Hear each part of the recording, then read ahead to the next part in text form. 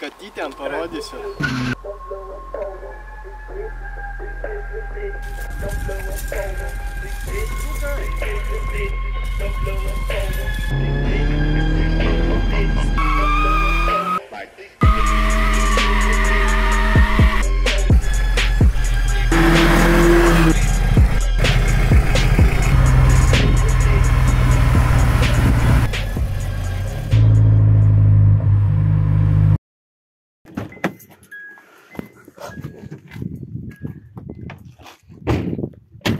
Sveikas.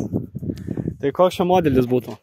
Čia yra Ford Scorpio 1994 metų faceliftas, taip sakant.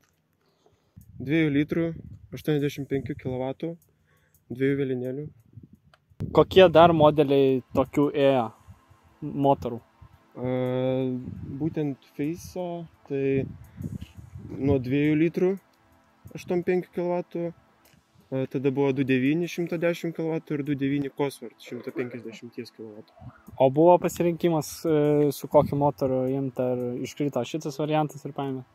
Grinai tuo momentu nebuvo galingesnio, tai paėmėm šitą. O kuris geresnis būtų motoras? 2.9 110 kW, nes 2.9 105 kW tai tiesiog brangios labai dalis būtų. Kokie ėjo kėbulo variantai šitam modelį? Būtent Face'o tai sedanas, o dėl universalo tai aš pamenu. Prie Face'os tai buvo hatchbackas, sedanas jau vėliau ėjo ir universalas. O kuo skiriasi prie Face'as ir Face'as? Lempos kitos, bumperiai. Čia tipo su šitai, be tarpo ėjo ar su tarpais? Čia labiau tipo siauresnis ir labiau gal piktesnis, nežinau. Kapotas be šitų, čia paaiškinu. Išlinkimų? Išlinkimų, jo. Galas kardinaliai keičiasi. Salonas visas. O ką nusipirkęs sudėjai, ko nebuvo? Taip, komplektacijos nebuvo čionais. Tai turėjau susidėti priekinius elektrinius langus, porankį dėl patogumo. Kaip ir viskas. Kokia šio automobilio istorija? Istorija buvo tokia. Žmogus ją parsivežė iš Vokietijos 2005 metais. Nuo 2005 metų vieno savininko iki 2021. Jinai eksploatavosi, nežinau, miške, kiek girdėjau, žuvaut, žvejot, važinėjo žmogus. Žinau, kad paskutinės 3 žiemas pas jį jinai stovėjo garaže sausom, todėl kėbulas gan išsilaikęs, taip sakant. Aišku, teko man po praeitos žiemos peržiūrint dugną, arkas patvarkyti galinės. Kapotą vada reikės greitų metų tvarkyti. O nuotraukas aš turiu. Praeito savininko, turiu, galėsiu parodyti, įdėti.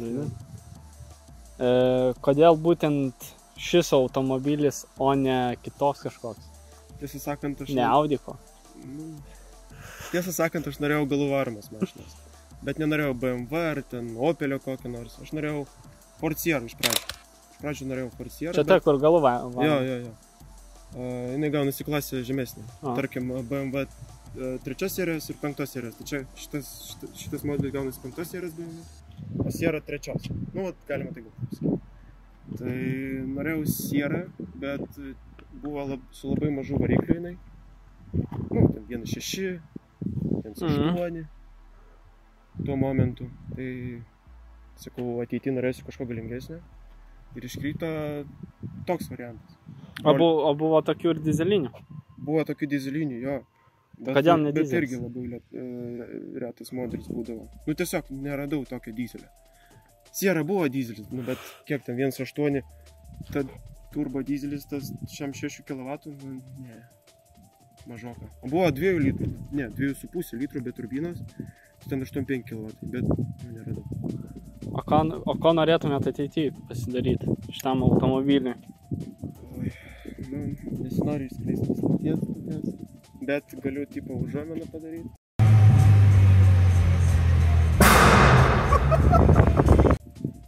Įsudėtas jau programuojamas kompas.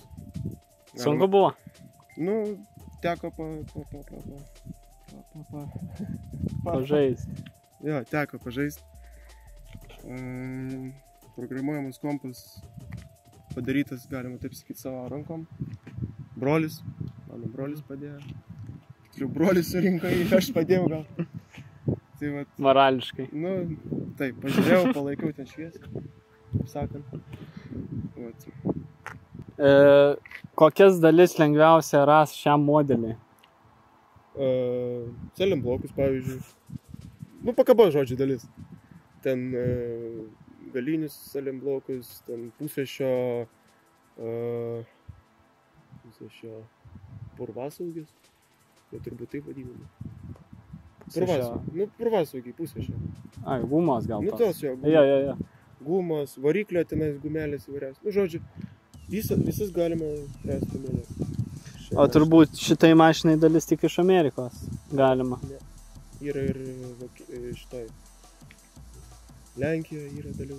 Pilna dalių Lenkijoje yra. Aišku, man šitas dalis tai nėra labai. O teko kažkas jūs? Nu, tiesą sakant, jo. Spiruoklės, priekinės galinės MTS Technik žeminančios iš Lenkijos parsisiunčiau. Jinai biški žemiau stovi negu buvo. Jinai kietesnė dabar pasidarė. Jinai geriau stabiliau stovi ant kelio. Kas pastumėjo nusipirkti šį automobilį? Greičiausiai likimas. Matai, aš nenorėjau banališkai pirkti priekių varomą mašinos arba BMSO tą pačią, nes, nežinau, tiesiog norėjusi išsiskirti iš žmonių minios, taip sakant, iš mašinų minios. Bet nebuvo minties pirkti kaip Winterbeaterį? Ne, tikrai ne. Norėjusi kažko klasikinio, to, ko nėra pas mus mieste. O labai atkreipia žmonės iš šitą modelį dėmesį? Pirmą savaitę tai jo mieste, po to priprato žmonės, tiesiog nusisukinėdavo, atsisukinėdavo. Kai persikraušiu į Vilnių, tai galima sakyti, daug laikų surinkau, daug žmonių dėmesio. Žmonės prieina, klausia, kas čia per mašiną, kokio variklio, koks variklis, kelintų metų ir taip toliau. Paprasti klausimai. Koks yra sudėtingiausias remontas šiam modelį? Apskritai, skorupui ir sierai tai yra galinis tiltas, nes galinės paduškos, jos patvarios, jo, bet jas pakeisti yra reikalo, jo, jas pakeisti. O kokia būtent įsimintiniausia kelionė su šito automobiliu buvo? Įsimintiniausia kelionė, tai važiavom Palangą, pilna mašina, pilna bagažinė. Tai kelionės eigoje tiesiog pradėjo galiniam rate sklis dunksėjimas, taip sakant. Tai pirmą galvojau, kad kažką pametėm, o po to pakėlęs mašiną tos pusės, pakėlęs tą pusę mašinos, supratau, kad tai rato guolis. Tai tiesiog reikia tęsti kelionę ant 90, automagistralį 90. Tai tiesiog labai buvo baisu.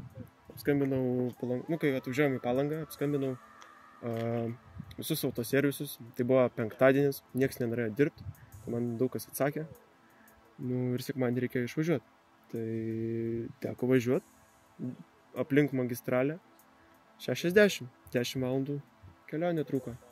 Atvažiavęs namo, persirinkau tą ratą, tą guolį pasikeičiau ir viskas. Jau bandėt burnoutą padaryti? Žinoma, galima bus irgi. Foto, video.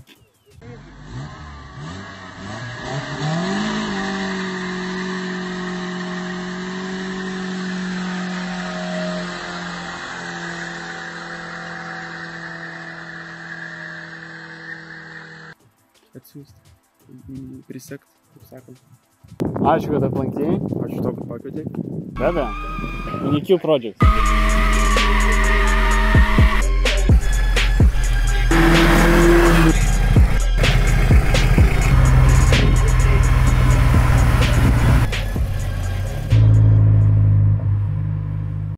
Ačiū.